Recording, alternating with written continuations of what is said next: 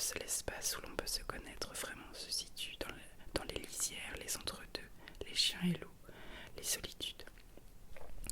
Cet ouvrage est aussi une leçon de sagesse et d'humour. Il nous invite à partir, à parcourir les lieux magiques de l'enfance et de l'esprit, à la poursuite de la beauté et du plaisir.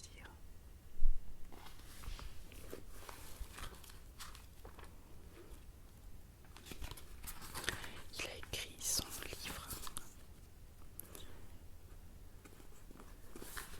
qui est un recueil en fait, de bloc-notes.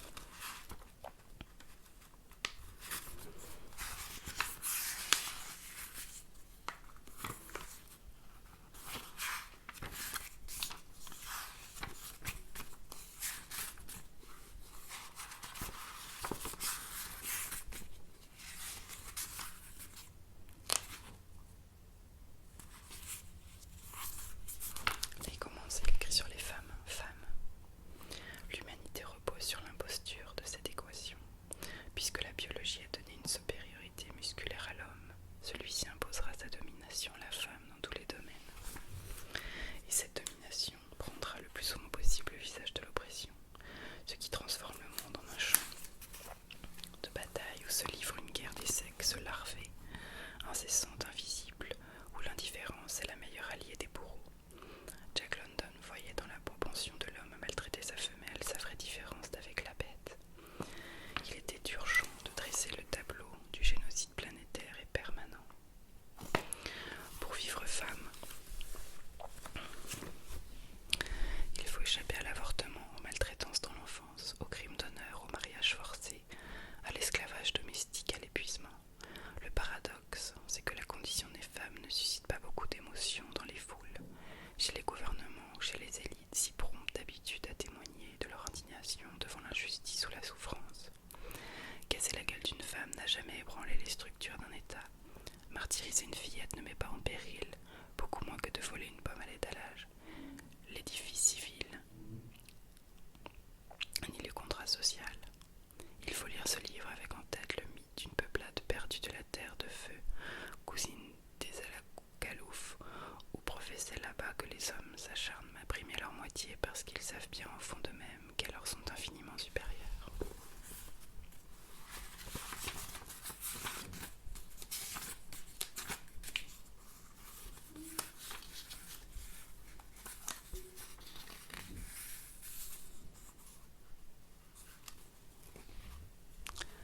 Le vrai. Certains croient aux fées, d'autres en Dieu, d'autres en rien. Certains prêtent foi aux histoires de fantômes, d'autres s'en moquent. Certains voient des apparitions, d'autres ne voient rien. Quelques-uns racontent leurs allers-retours dans l'au-delà. Mais des scientifiques expliquent que ce sont des phénomènes neurochimiques. Ici on parle de miracles et là d'événements rationnels. On peut regarder le monde dans une boule de cristal ou à travers l'œilleton du microscope. Il n'y a qu'une vérité, mais personne ne dit vrai quand il prétend la posséder. Au milieu de toute cette horrible confusion, le poète américain Simon J. Horitz écrit « Il n'y a pas de vérité, seulement des histoires ».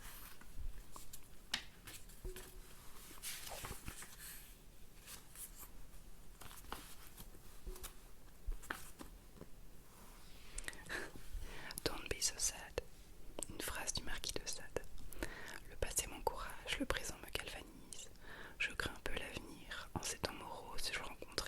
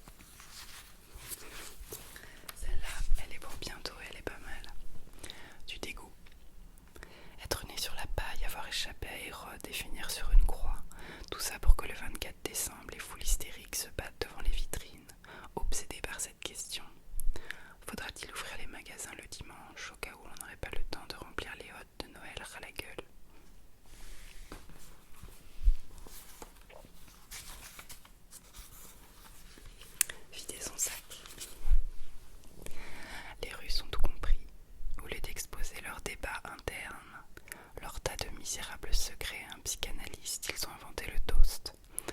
Lors d'un dîner russe, on boit, on s'épanche, on écoute l'autre, on se sert à nouveau. Au bout de 2 verres, on parle avec sincérité. Au bout de 4, on se confie franchement.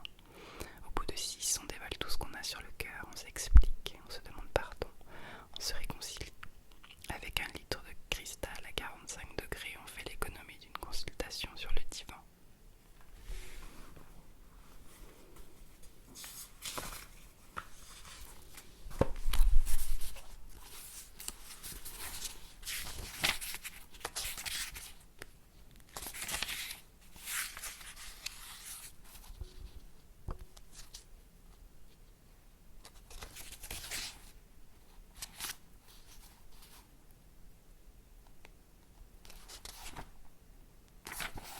Le roman Pan de Knut Hamsun, un chef-d'œuvre que chaque vagabond devrait avoir sur sa table de chevet, si les vagabonds avaient des tables de chevet.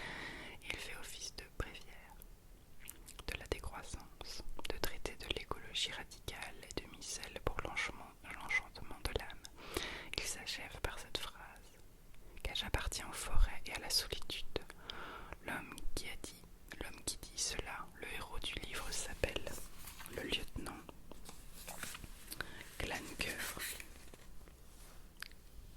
Glanker et âme à vif. Il souffre en silence. Non, il s'appelle Glanker et âme à vif. Il souffre en silence, reclus dans une clairière baignée par la lumière du nord, de la cruauté du monde. Il tente au long du livre de faire l'unité en lui en recourant à la nature. Il déchiffre la partition mystérieuse et se compose sous le couvert des futaies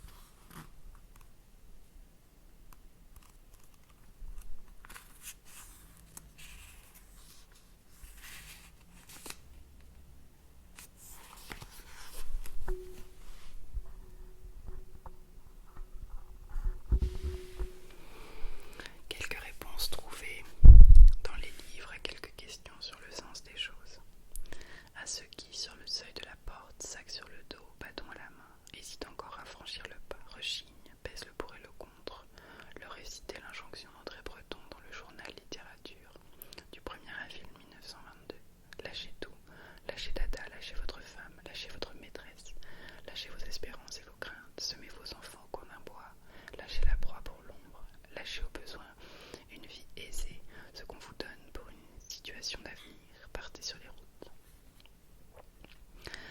À ceux qui tiennent pour une faiblesse d'avoir le cœur affamé, pour un défaut d'avoir l'esprit trop curieux, pour une dispersion de vouloir plonger dans tous les livres, goûter de tous les vins, nager dans toutes les mers, leur lire la belle phrase de Camus tirée de l'amour de vivre. Il n'y a pas de limite pour aimer, et que m'importe de mal étreindre si je peux tout embrasser. À ceux qui rêvent de dynamiter le système, sans voir que c'est le système qui toujours fournit la dynamite, leur opposer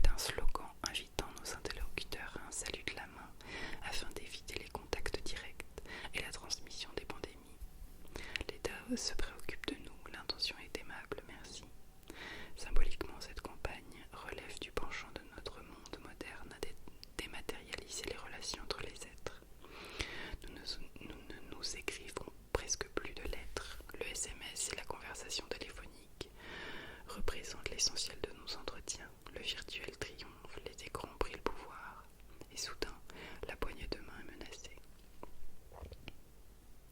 Elle trahissait l'archaïque souci de prendre contact avec l'autre en lui touchant la paume, topons-la, doublé du besoin immémorial de manifester ses pacifiques intentions. Plus de poignées de main, bientôt plus de baisers. Noli me tangere, camarade, l'expression ne pas toucher. Et pourtant une injonction de boutique soucieux de sa camelote. L'appliquer à l'homme, c'est faire l'aveu que le monde est devenu un supermarché. Comment croire que les cœurs continueront à être touchés par quoi que ce soit si les mains n'ont plus le droit de toucher à rien? Heureusement, il y a résistance. Des irréductibles savent que la main est faite pour empoigner la vie et non pour distribuer de mesquineries, de mesquins petits haïs en agitant les doigts comme on se débarrasse des mouches.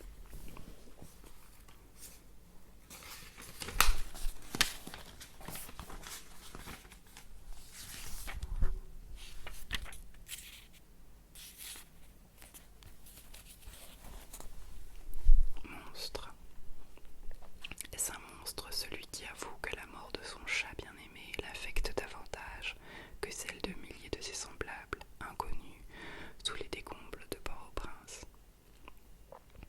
Ce qu'on lui reprochera alors, ce n'est pas de hiérarchiser les destinataires de sa peine, ni d'afficher son indifférence à l'égard d'une souffrance lointaine et abstraite, ni de soutenir que la mort d'un seul être peut chagriner davantage que celle de milliers d'autres, non. Le crime qui lui sera retenu, c'est de mettre sur le pied d'égalité affectif l'homme et la bête.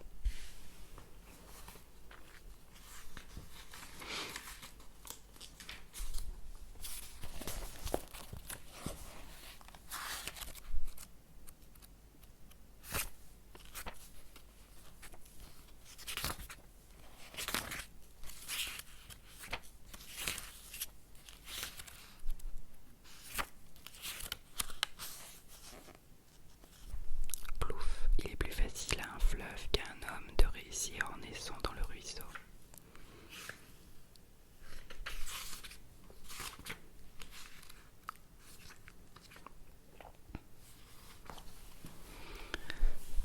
Ce lieu mystérieux qu'on appelle la vie, c'est un espace mouvant, on s'y déplace à tâtons, on s'y épare, on s'y agite, on y cueille un peu de plaisir, tout est absurde et important, on est forcé d'avancer sans savoir où mène tant d'efforts, on ne peut s'arrêter pour souffler un peu, on a l'impression de traverser un cours d'eau, on ne sait pas quand on parviendra sur l'autre rive. Y a-t-il une autre rive? Jack Chardon, dans le ciel par la fenêtre, donne un conseil précieux pour ce voyage bizarre. Il faut vivre dignement dans l'incertain.